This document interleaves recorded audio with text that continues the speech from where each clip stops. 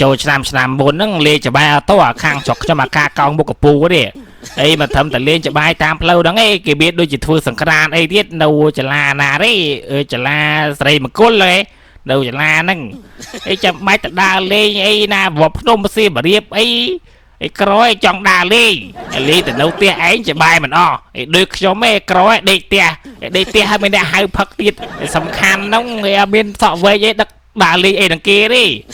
មានអ្នកខ្លាំងថាខ្ញុំមានប្រពន្ធទៀតឯងទេរកអី1 2បានផងនេះគេទៅលេងច្រកខ្ញុំចបាយសង្ឃឹមតែឆ្នាំហ្នឹងបានលេងចបាយបានលេងអីទៀតមិនបាច់អីអាគេស្ទាក់អីដាក់លុយដាក់អីនឹងបាច់ធ្វើទេយើងគ្រាន់តែលេងចាស់ទឹកប៉ាភាសាអីទៅតែប៉ុណ្្នឹងលេងបានចបាយទាំងអស់គ្នាលេងមានបន្លំគេវិញព្រោះដៃនិយាយបកយ៉លេងចបាយដល់ស៊ីវធរដូចខ្ញុំអីចេះខ្ញុំលេងដើរប៉ាតគេប៉ាតអីបើចែសម្ប៉ាតមួយចែនេះនឹងសរសាច់នេះ